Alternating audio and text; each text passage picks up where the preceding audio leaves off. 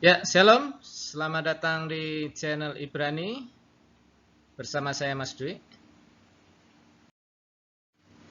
Kali ini saya akan membahas satu permintaan yang masuk di kolom komentar dari durasi bagi berkomentar ya. Sangat terberkati atas pemaparannya Mas Dwi. Mohon ada konten untuk menjelaskan pemakaian huruf alef dan ayin. Terima kasih. God bless you. Nah, ini ya, huruf alef sama huruf ayin. Nah, memang kalau zaman dulu ini ayin ini pengucapannya berbeda dengan alef ya. Jadi ini seperti lebih berat gitu ya. Tapi untuk sekarang ini sudah tidak terlalu dibedakan, bahkan sudah seperti sama saja dalam pembacaan ya. Ya, tapi mungkin ada beberapa orang yang membaca masih membedakan, itu juga tidak masalah ya. Tapi rata-rata kebanyakan sudah tidak memberi perbedaan yang berarti ya. Jadi ini bisa dibaca sama-sama ya, A ya, ayin, ini juga ayin. Tapi artinya berbeda ya. Ayin yang ini pakai alef, itu artinya tidak ada. Lalu ayin yang ini artinya mata ya, sama-sama dibaca ayin ya. Tapi artinya berbeda karena ada huruf di depannya ini berbeda ya. Ini alef, ini ayin. Kemudian contoh lain, nah ini atah ya, atah itu engkau. Ini dengan menggunakan alef. Nah ini atah menggunakan ayin, itu artinya sekarang. Jadi artinya beda ya. Pembacaannya bisa mirip, bahkan sama ya. Bahkan sama, atah, atah. Tapi artinya berbeda. Nah, kenapa bisa berbeda seperti itu ya? Nah, saya akan menyoroti dari sudut historisnya ya. Jadi sudut sejarahnya perlu kita ketahui bahwa sebelum muncul huruf-huruf yang seperti sekarang ini, nah ini huruf yang modern ya. Alef, bet, gimel, dalet, he, wo, zayin, het, tet, yod, kaf, lamet, mem, nun, same, ayin, p, sade, kof, res, sin dan shin ya. Kemudian tau. Nah, ini huruf modern ya. Nah, zaman dulu orang itu menulis bukan dalam bentuk huruf seperti sekarang, tapi dalam bentuk gambar ya, dalam bentuk gambar atau ya, makanya disebut ini ya, piktograf. Menulis dalam bentuk gambar. Nah, seperti ini.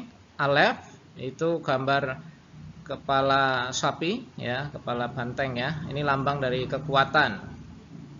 Kemudian bet itu gambar rumah, itu berbicara tentang rumah atau keluarga ya, yang berkaitan dengan rumah tentunya ya. Kemudian ini gimel itu dulunya adalah gambar kaki ya, gambar kaki, atau bisa ini unta, langkah dan sebagainya ya, yang berkaitan dengan kaki. Nah, kemudian dalet itu pintu ya. Kemudian ini gambar orang dan seterusnya. Ini gambar paku, gambar senjata dan semua seperti ini ya. Jadi sebelum muncul bentuk-bentuk modern seperti ini, dulunya adalah berbentuk gambar. Ya, kita akan ambil contoh. Nah, ini ya. Misalnya kejadian 2 ayat 17. Umeet sadaat tofwara lo tokal mimenu. Dari ets pohon hadaat pengetahuan, tofwara baik dan yang jahat, lo tokal jangan kamu makan darinya ya. Nah, ini hadaat ini dari kata daat ya. Daat. Ini kalau diganti alef pun pembacaannya sama ya, daat ya. Nah, kenapa ini menggunakan ayin? Nah, kita akan lihat di sini. Nah, kata hadaat pengetahuan ini hanya itu seperti the dalam bahasa Inggris, jadi daat ya, pengetahuan itu. Kalau kata dasarnya itu yada ya. Yada itu mengenal, mengetahui. Nah, apa sih mengenal, mengetahui itu? Kalau dilihat dari piktograf itu, zaman dulu ya, ini orang menulis dengan gambar ini. Dalet artinya pintu ya, pintu. Lalu ayin, nah ayin itu adalah mata, mengawasi, pengalaman. Nah, maksudnya zaman dulu orang kan tinggal di kemah nih. Lalu untuk melihat keluar, maka orang akan mendongokkan kepalanya ya, untuk melihat keluar itu akan keluar melalui pintu dari kemah itu. Jadi itulah yang disebut mengetahui. Jadi dengan mata sendiri mendongok keluar dari kemah itu, dari pintu kemah itu harus keluar untuk melihat sendiri. Nah, itulah mengetahui. Nah, dari kata mengetahui itulah muncul kata da'at, pengetahuan. Jadi mengetahui itu artinya ya mengalami sendiri, melihat sendiri gitu. Itu zaman dulunya ya, makanya menggunakan ayin ya, bukan alef. Itu yada menjadi hadaat. Nah, kita ambil contoh lain lagi ya.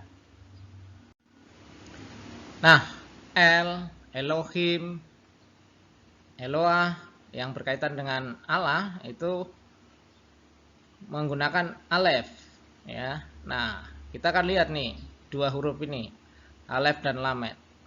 Alef, kalau kita lihat di sini ya, alef sama lamet. Alef itu lambang dari kepala sapi atau kepala banteng, itu berbicara tentang kekuatan ya. Lalu lamet itu gambar tongkat gembala ya. Ini berbicara mengajar, juga ini berbicara otoritas ya. Nah, ketika alef lamet ini digandengkan, digabungkan. Nah, jadi gini ya, zaman dulunya seperti ini, gambar kepala sapi dengan tongkat. Kepala sapi berbicara kekuatan ya, atau juga karena ini huruf pertama, itu juga bisa diartikan pertama ya. Kemudian lamet itu lambang tongkat, itu berbicara otoritas. Jadi kalau kedua gambar ini digabungkan, memiliki makna yang memiliki otoritas yang kuat ya, yang memiliki otoritas yang kuat, atau yang pertama boleh, karena ini adalah alef huruf pertama ya. Nah, ini kalau digabungkan untuk sekarangnya menjadi seperti ini, ilah ya. Ilah, nah, itu dalam pengertian zaman dulu itu yang memiliki otoritas yang kuat ya. Jadi nulisnya pakai alef ya, bukan ayin. Kalau mata dengan tongkat artinya pasti sudah beda lagi ya. Tapi ini kepala banteng, kepala sapi dengan tongkat ya, melambangkan otoritas yang kuat. Jadi kira-kira begitu zaman dulunya ya. Kenapa alef, kenapa ayin? Karena punya makna, dalam setiap huruf itu punya makna. Nah, ini contoh lain ya. Contoh lain. Af. Af itu kan ayah atau bapak. Nah, ini menggunakan alef karena di sini adalah lambang kekuatan. Nah, bet itu rumah. Ya. Rumah dan kepala banteng, kepala sapi, rumah dan kepala sapi. Nah, coba lihat nih, kepala sapi dan rumah. Jadi artinya apa? Yang kuat di dalam rumah, di dalam keluarga. Siapa itu yang kuat dalam keluarga? Yaitu ayah atau bapak, gitu ya. Af. Nah, ini untuk modernnya seperti ini. Af. Zaman dulunya adalah kepala sapi dan rumah. Af.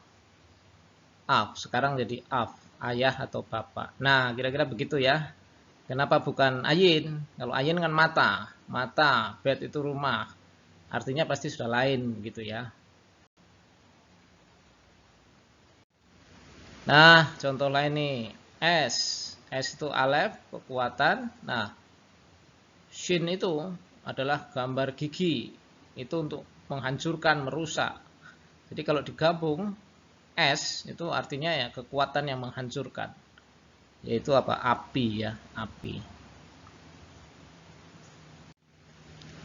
Nah, itu yang saya sampaikan. Jadi kenapa ayin, kenapa alef, nah, itu sudah dari sananya sejak zaman dulunya.